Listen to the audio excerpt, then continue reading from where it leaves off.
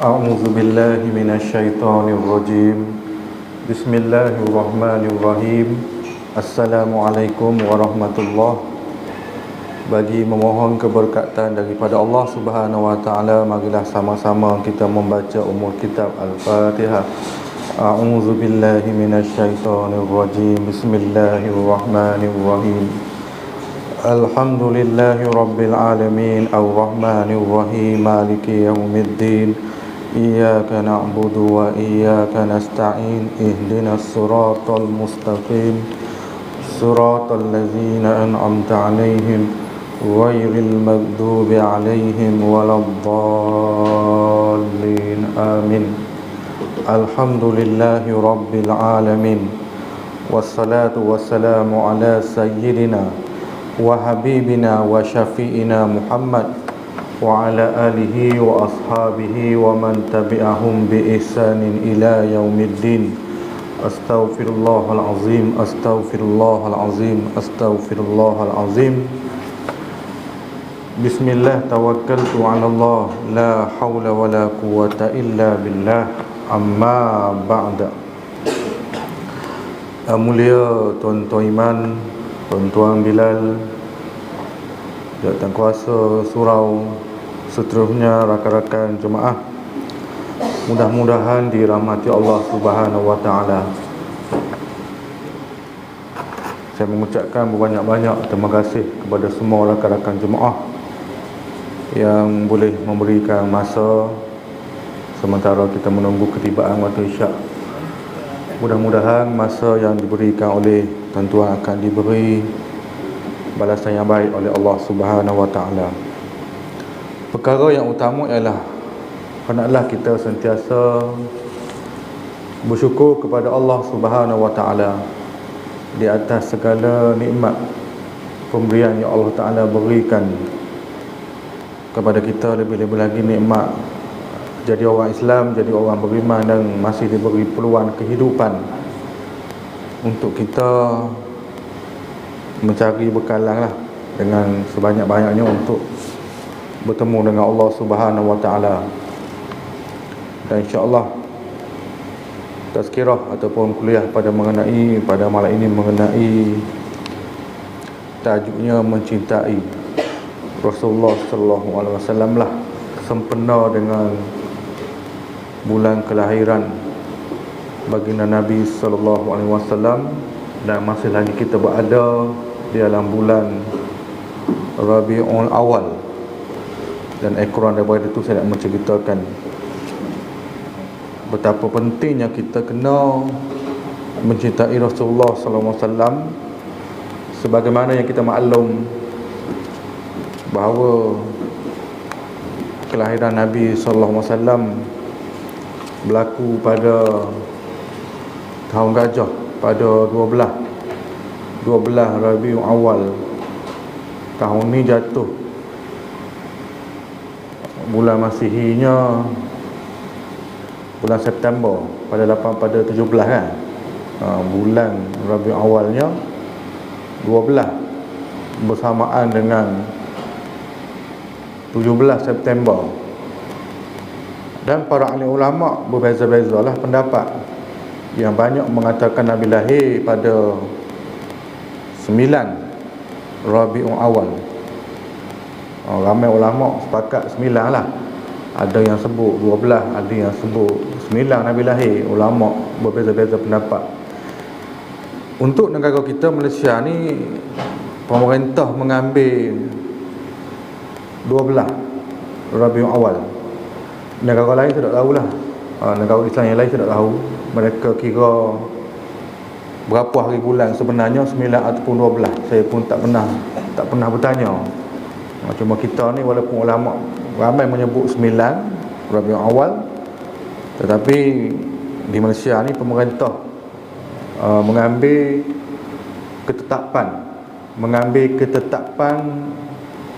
sambut hari lahir Nabi pada 12 Rabiul Awal tiap-tiap tahun, dan diisytiharkan sebagai cuti umum lah. Jatuh je 12 Rabiul Awal, tak kira lah berapa hari bulan pun, tak kira lah bulan berapanya bulan Masihi ni. Maka pada hari itu diisytiharkan sebagai cuti umum kepada negara kita lah. Jadi kerana apa? Kerana untuk memberitahu kepada rakyat bahawa betapa pentingnya hari ini. Hari apa? Hari nak sambut, nak kenang seseorang yang sangat besar ertinya kepada kehidupan kita lah. Bila mana anak-anak kita tanya, cuti ayah hari ni, ayah tak kerja, cuti apa? Cuti Nabi lahir. Walaupun baginda telah pun wafat 1400 tahun yang lepas, tetapi kita masih lagi menyambut kelahiran. Berbeza dengan orang-orang biasa lah. Kalau orang biasa ni lagi mana teranya kelaparan. Kebetulan pada waktu itu Abdul Muttalib membela banyak unta, dan dia tambak di sekeliling kota Mekah tu, Abdul Muttalib ni. Maka apabila tentera Abraha ni kelaparan, maka mereka ambil sembelih seekor demi seekor 3-4 hari sekali ambil. Dah ratah unta tu lah, unta yang Abdul Muttalib tambak ni. Maka menyebabkan beliau berasa marah lah. Dah lah mari nak serang negara orang, curi pula unta buat makan. Maka dia pun bertemu dengan Abraha, menyatakan bahawa aku mari ni untuk menuntut unta-unta yang tentera kamu tu ambil. Aku nak berhadapan. Maka jawabnya Raja Abraha, dia jawab, betapa beraninya kamu yang untuk berdepan ni. Aku tidak berasa hairan pun untuk berdepan dengan kamu, wahai Abdul Muttalib, disebabkan unta punya pasal kamu begitu berani untuk berdepan dengan aku. Tahukah kamu, aku ini ada misi yang lagi besar lagi. Bukan misi kami untuk ambil unta kamu buat makan, tidak. Kami ada misi lagi besar. Kami nak tarik Kaabah ni buat balik. Jawabnya Abdul Muttalib, kamu berani berhadapan dengan tuan unta, yakni aku. Kamu begitu berani tak nak memberi ganti rugi. Kalau kamu berani, kamu ambil lah. Cubalah ambil Kaabah itu, dan kamu akan berdepan dengan tuan Kaabah tu nanti. Kalau kamu berani, kamu akan berdepan dengan tuan Kaabah. Unta ni tak apalah, aku punya tuan. Kamu beranilah berdepan. Ni kamu akan berhadapan dengan tuan Kaabah. Kamu akan lihat nanti. Maka Al-Quran daripada itulah turun surah Alam Tarakai kan, surah Al-Fil tu, yang Allah telah menceritakan burun ababil membawa batu daripada neraka kan, campak kepada bala tentera, menyebabkan kepanasan gajah-gajah, menyebabkan mereka berlaga sesama sendiri dan tak jumpa jalan nak masuk. Sesat dalam kota Mekah, sesat di sekeliling Kaabah, tak boleh nak masuk. Allah Ta'ala memberikan kesesatan, dan kita boleh melihat maksud surah Al-Fil. Allah Ta'ala menceritakan bagaimana. Jadi kesimpulan cerita ni bahawa menunjukkan sesiapa yang nak challenge ataupun nak lawan Allah Subhanahu Wa Ta'ala, itulah akibatnya penakhiran kehidupan orang-orang yang nak lawan Allah Subhanahu Wa Ta'ala. Itu perkara yang pertama. Yang kedua, mengenai betapa pentingnya untuk kita mencintai Rasulullah sallallahu alaihi wasallam. Apabila ditanya kepada kita, adakah anda mencintai Rasulullah sallallahu alaihi wasallam? Tentulah jawapan yang kita berikan tanpa ragu-ragu, iyalah. Kamu sayang Nabi tak? Oh, sayanglah. Tak berani kita nak beritahu kan? Tak sayang, tak berani kita. Rata-rata aku jawab, sayang tak Nabi? Oh, sayanglah. Tak berani nak sebut tak sayang. Rata-rata aku jawab sayang. Tetapi sejauh manakah kecintaan kita kepada Rasulullah sallallahu alaihi wasallam? Rasulullah sallallahu alaihi wasallam bersabda, "Fa wallazi nafsi biyadihi la yu'minu ahadukum hatta akuna ahabba ilaihi min walidihi wa walidi wan nasi ajma'in." Bermaksud, demi diriku yang berada di bawah kekuasaannya, tidak beriman seseorang kamu itu sehinggalah aku lebih dicintai oleh seseorang itu daripada anak, ayah dan semua manusia. Jadi Nabi sebut, Kamu ni tak beriman kalau kamu sayang orang lain lebih daripada aku. Sayang juga mak pak kan, mak bapak kita sayang, isteri, anak kita sayang, suami kita sayang. Tapi tak boleh sayang terlalu lebih-lebih sangat, terlalu ta'assub sangat kepada suami, terlalu ta'assub sangat-sangat. Ada orang macam tu kan, terlalu lebih-lebih sangat pada isteri. Tak boleh. Sayang lebih-lebih, dia panggil sayang gila. Oh, dia sayang gila. Tak boleh sayang gila. Siapa yang kena sayang gila? Tentunya jawabnya ialah Nabi Muhammad sallallahu alaihi wasallam. Walaupun kita tak kenal pun, tak pernah melihat baginda pun, tapi kita kena sayang gila. Berstakat manusia biasa ni, mak pak kita, isteri, anak, suami kita tu sayang juga, tapi tidak melampau-lampau sangat. Begitu. Jelas sekali daripada sabda Nabi tadi, seseorang itu tidak mempunyai keimanan, tak beriman. Nabi kata yang sempurna sekiranya kecintaan kepada makhluk lain mengatasi kecintaan kepada Rasulullah sallallahu alaihi wasallam. Jadi bila kita sayang, kita sebut sayang, kita kena terjemahkan sayang kita tu, kena terjemahkan, kita kena tunjukkan, kena zahirkan. Kena ikut apa yang Nabi suruh, kena ikut perwatakan Nabi, kena ikut cara kehidupan Nabi. Macam kita minat kepada seseorang lah, minat kepada seseorang artis contohnya. Ada seorang itu tak yang terlalu minat kepada P.Ramlee, maka dia buat apa yang P.Ramlee buat kan. Orang tu apa ada lagi tak? Tak ada kan. Dia nama apa? Orang Sarawak tu, Misrom ke apa tu tak? Serupa lah. Dia tiru suara, tiru gaya pakaian, tiru cara rambut, serupa kan dengan P.Ramlee. Sebab apa? Dia terlalu minat. Maka itulah maksudnya bila sayang, bila minat diterjemahkan begitu. Orang kita tahunya. Begitu juga dengan Rasulullah. Bila kita berasa minat, berasa sayang, kita kena terjemahkan. Macam kita sebut sayang kepada suami, sayang kepada isteri, sebut sayang adik-adik. Kalau kita tidak terjemahkan, kita tidak zahirkan. Begitu juga kalau kita berasa gembira, kita berasa happy, kita kena zahirkan, tunjukkan kegembiraan kita. Nampak berseri-seri yang ni haji, ada apa? Tak ada apa, baru dapat cucu katanya. Baru dapat cucu perempuan. Sebelum ni cucu laki-laki, anak pun laki, tiba-tiba dapat cucu perempuan. Seronok dia kata.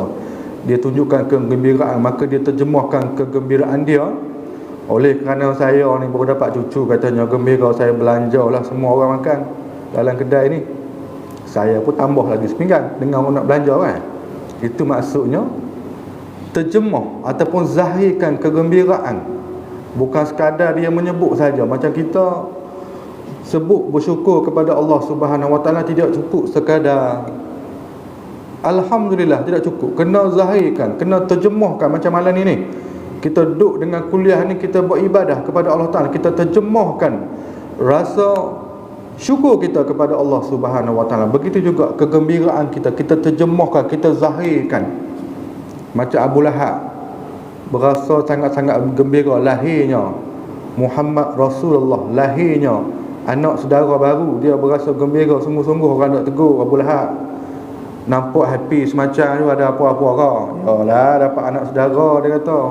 Dapat anak saudara baru, berasa sungguh-sungguh berseri-seri disebabkan dia berasa gembira. Maka dia pun terjemahkan, dia tunjukkan kegembiraan. Dia belanja orang makan. Dia belanja orang makan, dia sembelih unta kan. Dia sembelih unta, belanja orang makan, tak kira orang Islam ataupun kafir, sehingga diberi balasan baik oleh Allah Subhanahu Wa Taala. Diringankan seksa pada hari Isnin. Abu Lahab ni keluar air di telah jari-jari, yang mengikut riwayat hadis menyebabkan Abu Lahab boleh minum. Nak cerita bahawa betapa adanya kelebihan, betapa sukanya Allah Subhanahu Wa Taala orang yang zahirkan, orang yang terjemahkan. Macam kita malam ni, kita terjemahkan kegembiraan kita disebabkan besarnya pengonan Nabi kepada kita ini, sampainya Islam ni kepada kita.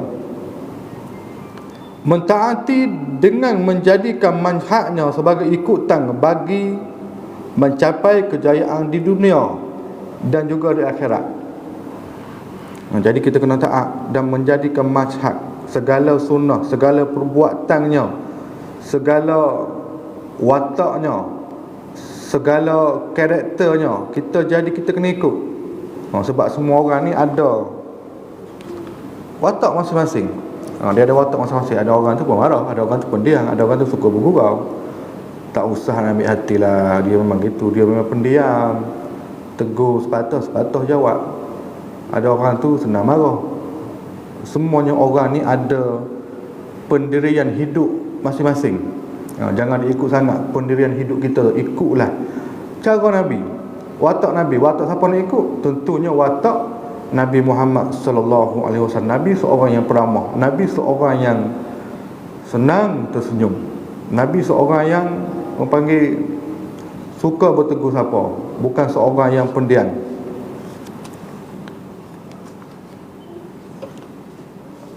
Menjadikan manhajnya sebagai ikutan bagi mencapai kejayaan di dunia dan di akhirat. Kerana kejayaan manusia itu sejauh mana dapat taat perintah Allah Subhanahu wa taala, mengikut cara Nabi Muhammad sallallahu alaihi wasallam.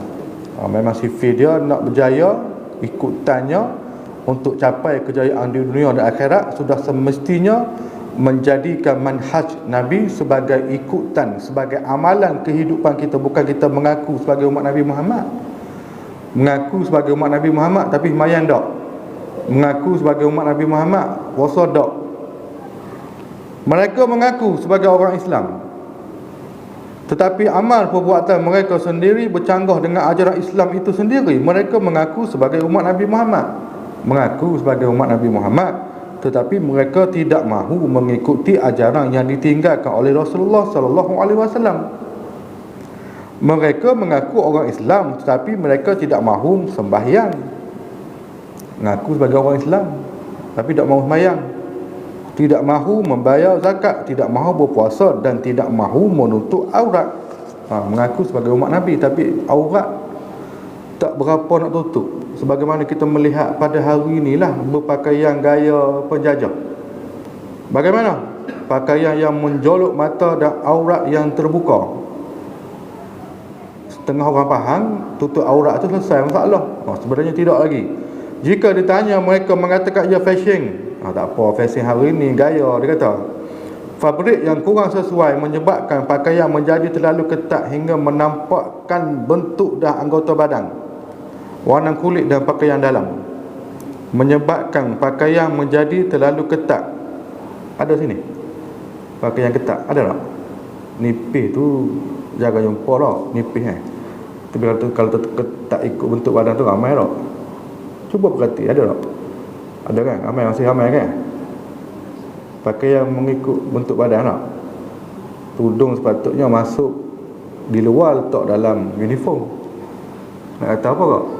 Siapa berani tegur kan? Sepatut tudung kamu tu berada di luar, tutup dada ni, duduk dalam baju. Itu tak kena lah kan? Tak kena. Nak kata apa kan? Sebab kita memikirkan nafsi-nafsi. Sebenarnya bukan nafsi-nafsi. Siapa walinya akan kena lah. Siapa di atas tanggungannya akan bertanggungjawab di hadapan Allah Subhanahu wa taala. Itu bukan soal nafsi-nafsi. Soal siapakah yang menjaga kamu?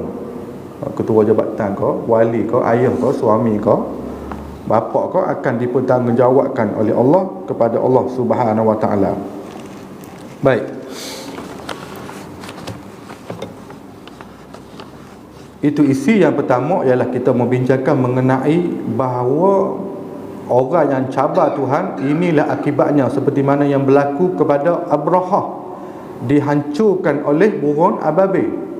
Isi yang kedua mengenai kita tidak boleh mencintai manusia lebih-lebih. Sayang gila tak boleh. Yang paling kena sayang ialah baginda Nabi sallallahu alaihi wasallam. Isi yang ketiga ialah mengenai kita kena ikut segala manhaj, segala sunnah yang Nabi buat. Tidak mahu kita mengaku umat Nabi Muhammad saja, tetapi segala suruhan dan ajaran baginda kita menabaikan, itu tak boleh. Isi yang keempat, memuliakan nama baginda ketika menyebut dan mendengar nama Rasulullah sallallahu alaihi wasallam disebut. Sabda Rasulullah sallallahu alaihi wasallam, al-bakhilul ladzi man dzukirtu 'indahu falam yusalli alayya. Maksudnya orang yang bakhil ialah bila nama aku disebut kepadanya, dia tidak berselawat kepadaku. Itu maknanya Nabi kata orang yang kedekut.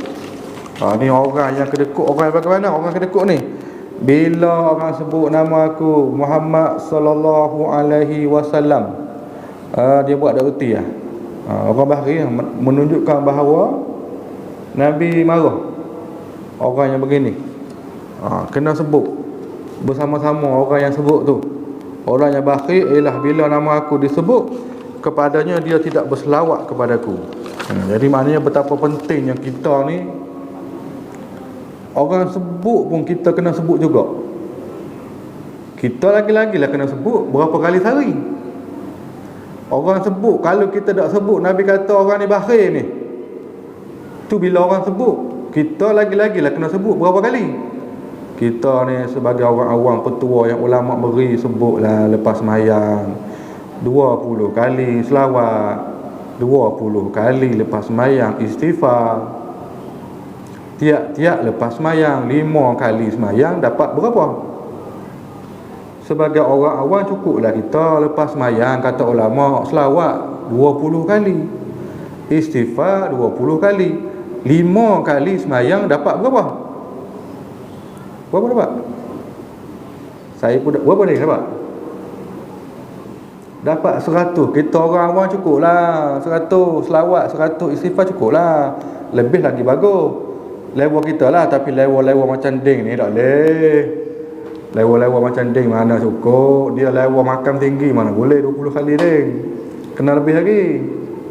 Level kita ni level biasa ni, bukan tok imam, bukan tok bilal ni, cukup lah 100 kan. Lebih lagi bagus. Tapi minimal tu okey dah yang ulama ajar kepada kita. Itu tandanya kita ingat kepada Nabi. Bila kita ingat, kita akan sebut nama kan. Teringatlah kepada orang tu, maka kita akan sebut nama kan. Itu tanda dia. Baik. Yang keenam, menghidupkan sunnah baginda dan menzahirkan syariatnya serta menyampaikan dakwahnya. Menghidupkan sunnah. Sunnah Nabi ni banyak, tidak terkira lah kan. Sunnah banyak. Mana Nabi buat, kita buat banyak sangat. Dan menzahirkan syariatnya, kita zahirkan, kita terjemahkan. Ni apa ni? Sunnah Nabi lah, pakai wangi-wangi ni. Ni sunnah Nabi lah, datang surau kan. Jadi sunnah nak ceritanya banyak. Apa contoh sunnah yang mudah? Sunnah yang terbesar ialah sembahyang fardu secara berjemaah. Ni sunnah yang paling besar ni. Antara banyak-banyak sunnah. Kalau hak ni mungkin kita tak nak buat, bagaimana kita nak buat sunnah-sunnah yang lain? Ada satu orang Tok Bilal, lepas sembahyang dia nak jumpa saya kan, Tok Bilal satu tempat di Kajang. Lepas isyak nak jumpa ustaz, nak tanya sikit. Kata Tok Bilal tu kan, ada apa Tok Bilal? Saya ni ada bahasa tak nak menikah satu lagi, katanya boleh tak, saya ni layak tak? Dia tanya saya, menikah tu sunnah Nabi ustaz, Nabi buat ke menikah ramai? Nabi buat, betul lah, poligami tu Nabi, sunnah Nabi buat. Kalau kita ikut dah dosa, ada dosa lah. Perkahwinan tu ada yang hukumnya wajib, hukumnya sunat, hukumnya haram, hukumnya makruh. Ada hukum seseorang dia tak serupa. Ada orang ni kira wajib dah, ada orang ni dia makruh, ada orang ni macam sunat je. Kalau macam Remy ni dia peringkat dia wajib dah, contohnya kan. Seseorang tu tak serupa. Saya ni bagaimana ustaz? Mana saya tahu. Hukumnya sunat lah kalau mampu. Sebab kenapa ustaz kata saya sunat? Sebab kamu saya nampak boleh menghidupkan sunnah yang besar dah. Kamu ni Tok Bilal, 5 kali sehari kamu mari masjid, mari di surau ni azan. Jam 4 pagi kamu mari dah. Maka kamu berjaya melakukan sunnah yang besar ni, insya-Allah Tuhan akan tolong kamu untuk melakukan sunnah-sunnah yang lain. Kalau kamu hak ni pun kamu tak nak buat dah, kamu gagal dah untuk menjalankan sunnah yang besar ni, tak berapa boleh tak nak mimpi dah. tak usah nak mimpilah kamu nak buat sunnah lain seperti poligami ni. Hak ni pun kamu dah mampu dah. Kalau kamu mampu memelihara dan menjaga sunnah yang besar ni, apa dia Ustaz sunnah besar? Mayang jemaah fardu ni sunnah Nabi yang besar. Kamu boleh buat, boleh jaga 5 waktu, insya-Allah Tuhan akan memberi pertolongan, tidak ada masalah. Sebab kajian yang dibuat tu, mayang yang penting tu, 80% asnah ni dak mayang subuh. Bayangkan 80%. Sebab apa kamu jadi asnah? Sebab dak mayang. 80% asnah ni dak semayang subuh. Saya dak kaji-kaji betul juga yang mari masjid dak minta sedekah tu kebanyakan dak mayang. Mari di masjid minta sedekah, minta bantuan, tapi kita semayang pun dak. Saya juga pernah bertanya minta sedekah, bawa tau bergantung tak depan bank, duduk tepi jalan. Saya minta IC, saya kata ada surat kebenaran minta sedekah. Saya boleh tanya kan, kita tengok kan, kita ada kuasa nak tanya kan, tanya surat kebenaran. Tak ada, atau bang kenapa kamu tak sedekah, siapa suruh? Adalah tukar dah hantar satu bank, kami berpecah lah duduk depan bank untuk pergi kedai nama pusat tahfiz, entah wujud dah wujud lah. Dok tanya berapa dapat ni, ada komisen? Mesti ada lah bang, bukan kutip saja, ada komisen lah kutip tu.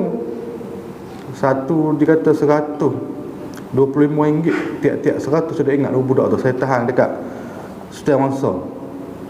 Saya tanya semayang tak ni? Tak semayang bang, subuh tak semayang. Zuhur boleh tentu lagi bang. Tak tunggu kan, nak lari kan, rugi dia kata. Tak semayang, pakai lebay. Pakai macam remi ni lah, lebay. Bukan macam ding, macam remi. Tapi tak semayang, ya Allah ya Tuhan aku, tak semayang. Tu nak cerita saya memerhatikan kebanyakan orang susah-susah ni tak semayang. Saya duduk masjid, duduk mari minta sedekah ni, memang kebanyakan tak semayang. Yang minta dok merata dan bawa tongkat kan, dok jual tisu apa tu, kebanyakan dok semayang. Jangan jumpa semayang. Benarlah kajian yang dibuat, kebanyakan asnah 80% dok semayang subuh. Kenapa kamu jadi asnah? Dok semayang. Bila saya boleh keluar daripada asnah? Semayang cukup insya-Allah. Menepati piawai insya-Allah kamu akan keluar daripada asnah. Itu paling penting. Sebab itulah kamu bila jaga sunnah yang paling besar ni, insya-Allah kamu akan mampu untuk menjalankan sunnah-sunnah yang lain, insya-Allah selamat. Menzahirkan syariatnya serta menyampaikan dakwahnya. Dakwahnya kita kena menyampaikan. Maknanya kita, apa maksud dakwah? Sini panggil tabligh kan, orang dakwah mari dah, kena mari. Maksud dakwah ni ialah orang yang menyeru manusia supaya dekat kepada Allah. Itu maksud dakwah. Menyeru manusia lain supaya dekat. Jadi kita ada seru tak? Marilah malam ni surau ada kuliah, dakwah lah tu. Malam ni ada kuliah, jom kita dengar cerita, ada minum-minum lepas kuliah tu. Dakwah lah tu. Kita lapik sikit kan. Jomlah kita malam ni ada kuliah, dengar cerita, lepas ni ada kambing. Kampung penuh tak? Buatlah sekali-sekala kan, hari special sebulan sekali ada kambing. Tidak ada masalah. Sunnah terbesar, jaga sembahyang berjemaah. Dan seterusnya yang Nabi sebut ialah sedekah. Sikit lagi mengenai sedekah. Saya tidak cerita secara mendalam lah. Kita menceritakan isi-isi penting. Sunnah yang paling besar ialah sembahyang berjemaah. Yang kedua, kita tak boleh tinggal sedekah walaupun RM1. Sebab Nabi menawarkan dawur maqdakum bisadaqah, ubatilah penyakit kamu dengan sedekah. Saya ada seorang kawan, dia ni orang kaya, dalam bank ada 4-5 juta sepanan, tapi kedekut. Sampai orang panggil dia nak kupik. Kaya kedekut. Kalau kaya tak kedekut seronok. Ni kaya kedekut. Saya ada kenal satu orang janda tu, kaya dia, tak kedekut. Tapi tak tahulah dia tak berapa nak saya kot. Sebab dah ada bini. Doa lah semoga dapat kan. Saya ada kenal satu orang janda tu, memang kaya dia ni, dalam bank ada 5-6 juta, tapi tak kedekut. Apa yang saya nak, jalan. Ustaz nak apa? Tunjuk je jalan. Kalau minta rumah tak boleh lah kan, kereta mahal tak boleh lah. Tapi tak kedekut. Tapi tak tahulah dia, mungkin dia kata ustaz ni dah kahwin tak berapa lah kan, ada orang-orang lah kan. Kalau dah dengan dia boleh saya belanja kan tuan-tuan. Contoh, ni orang kaya ni kedekut. Bila dia pergi kedai, saya nampak dia order mi sup ataupun yang bersup-sup mi sup ni. Saya Haji, air mana Haji? Ada sikit lagi, saya nak minta sikit lagi. Air mana Haji?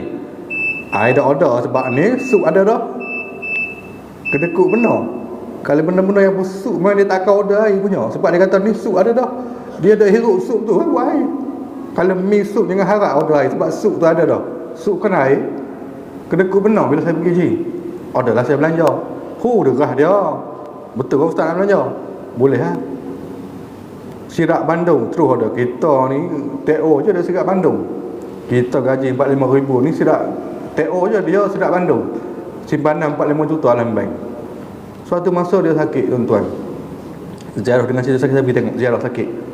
Huha saja haji. Tak pergi jumpa doktor ke klinik. Ada ustaz, tarikh 2 minggu lagi. 2 minggu lagi dia sanggup nak nunggu. Sanggup nak beratur panjang. Ada orang macam tu. Aku ustaz sanggup beratur, janji free dia kata. Sanggup beratur panjang janji free. Saya kata kajian buat hospital, kajian untuk orang tak ada duit. Orang tak ada duit bolehlah tak tunggu hospital kajian tu. Orang tak ada duit ada ni. Pergi klinik yang bagus-bagus saya kata. Saya pujuk-pujuk pergi akhirnya pergi kok. 2 minggu saya pergi lagi jumpa dia. Tengok dah sihat dah. Macam mana je? Saya pergi lah ustaz, suruh pergi klinik yang bagus tu. Berapa habis? 22,000 dia kata. Allah, 22,000 puas hati dah kan sihat. Baru-baru ni sebelum ni kan ada masjid tu nak cari pendemar kapet baru. Berapa rega? Haji aja ada duit bagilah kat masjid tu kapet baru 25 tak menung dia nak pensan dengan 25,000. Kata isteri dia bagilah bang duit tak lewat pasal 25,000 tu. Dak pujuk-pujuk bagi kau. Rahsia kan. Untuk berapa lepas pada tu saya pergi jumpa lagi dengan cerita meninggal pada hari Jumaat. Rezeki dia lah kedekut hidup masing. Meninggal pada hari Jumaat. Takkan nak kata ni neraka hari Jumaat agak-agak lah kan. Meninggal hari Jumaat ni kira rezeki lah, husnul khatimah lah tu. Meninggal pada hari Jumaat, orang kedekut meninggal pada hari Jumaat, RN 25,000 beri pada masjid. Meninggal hari Jumaat 25,000. Ada seseorang yang bapaknya sakit, doktor beritahu bapak kamu ni kena batu karang. Apa ubatnya? Ubatnya kena operate, betul tak? Kena batu karang, caranya kena operate puan. Si anak minta tangguh lah, tak ada duit lagi, tangguh lah tu beberapa kemudian. Maka hari yang dijanjikan, maka sampai waktu dah cukup duit gaji dah. Maka anak lalu satu kawasan, melihat seorang tua sedang kutip sampah. Nak cerita Nabi sebut tawaran dawu ma'dakum sedekah, dijadikan sunnah, dijadikan amalan kita sedekah Nabi suruh ni, selain daripada sembahyang Jumaat ni. Lalu kawasan sampah, nampak seorang tua sedang kutip sampah. Dia membayangkan, kalau aku kutip sampah ni betapa susahnya aku. Maka dia pun gaji hari tu 3,000. Dia niat, ya Allah aku nak beri kepada orang tua ni, mudah-mudahan pok aku ni sihat lah.